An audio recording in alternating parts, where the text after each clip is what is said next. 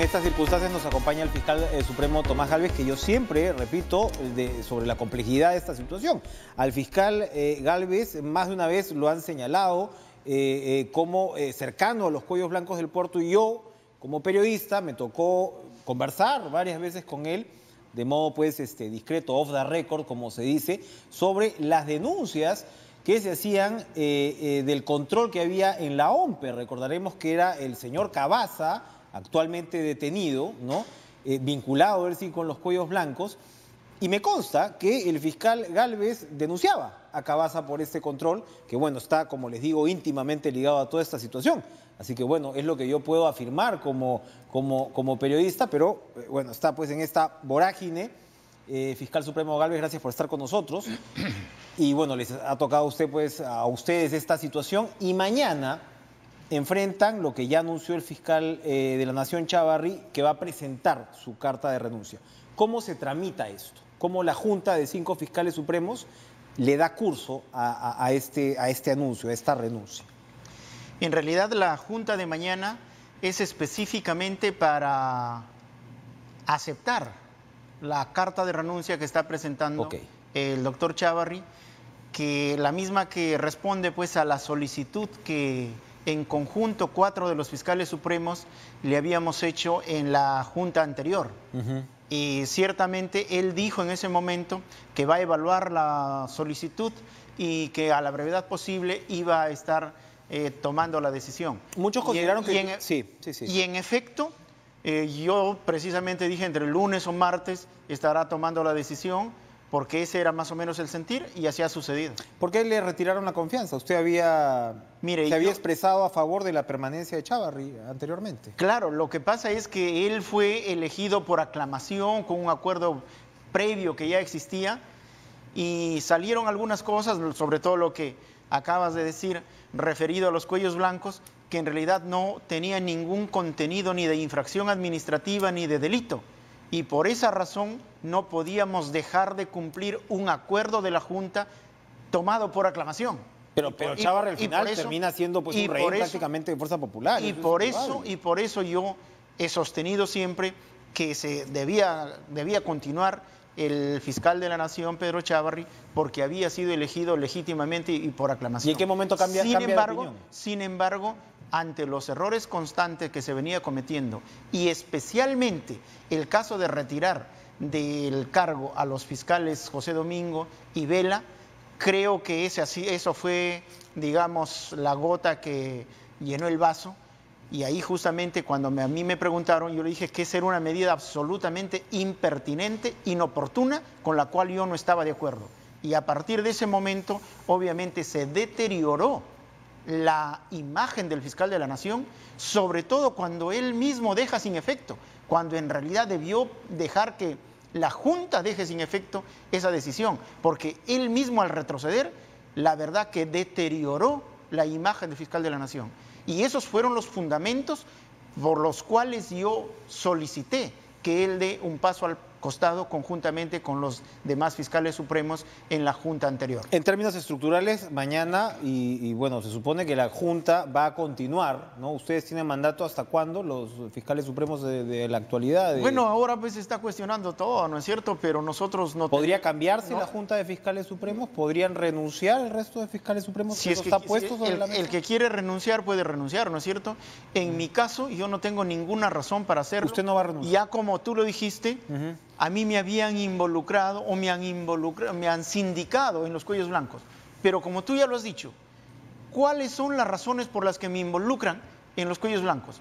Porque supuestamente estaba maquinando con la gente del Callao para que Chávarri sea fiscal de la Nación y se impida la reelección de Pablo Sánchez.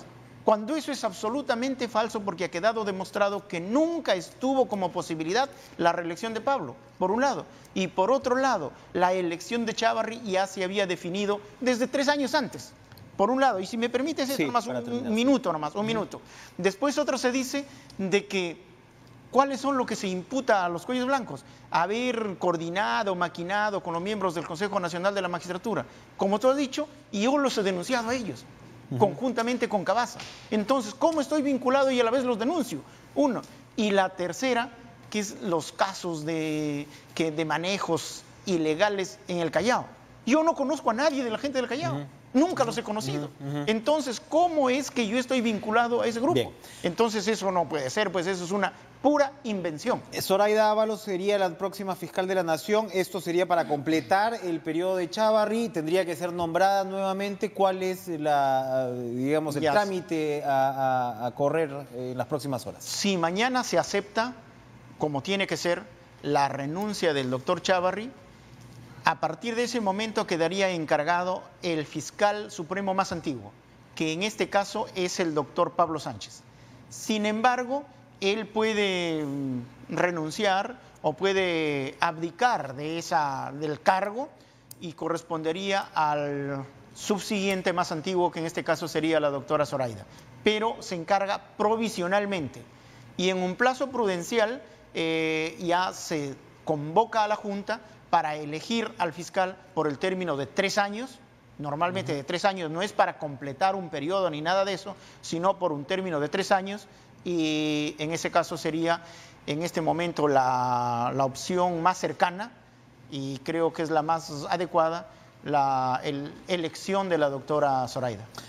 ¿Nos puede, para terminar, resumir lo que debería ser la reforma del Ministerio Público, si es que, como conversábamos con Mercedes Arauz, se debe aprovechar esta situación? ¿Habría que llegar con una institucionalidad más acorde a estos tiempos?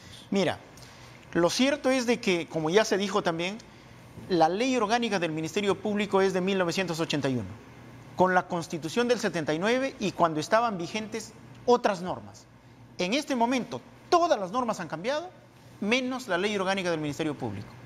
Desde hace 7 años, yo he participado en la elaboración de un proyecto de ley orgánica, nueva ley orgánica del Ministerio Público. Hay un proyecto que se ha trabajado con todos los estamentos, con participación, incluso informes del Poder Judicial, del presidente del Poder Judicial, miembros de la sociedad civil, por ejemplo García Sayán, varias personas estuvieron participando en apoyando en ese proyecto, y ese proyecto ya se ha presentado al Congreso. En ese proyecto realmente se está presentando una estructura moderna de la institución del Ministerio Público y sobre todo una estructura que separe el gobierno de la función fiscal, de tal forma de hacer óptima la función fiscal y también reservar el gobierno para los técnicos.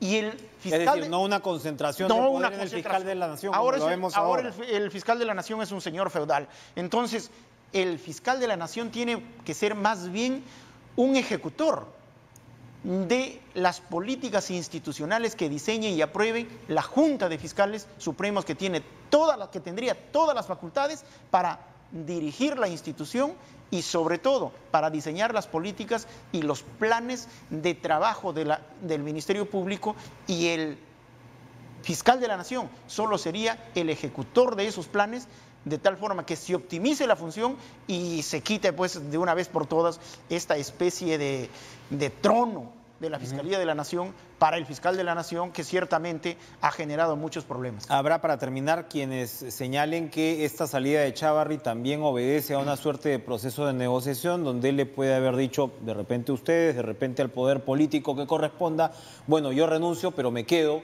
como fiscal supremo para salvaguardar mi situación, incluso penal, como la que él ya enfrenta por más de un frente. ¿Esto tendría algún tipo de asidero? No, no, en absoluto.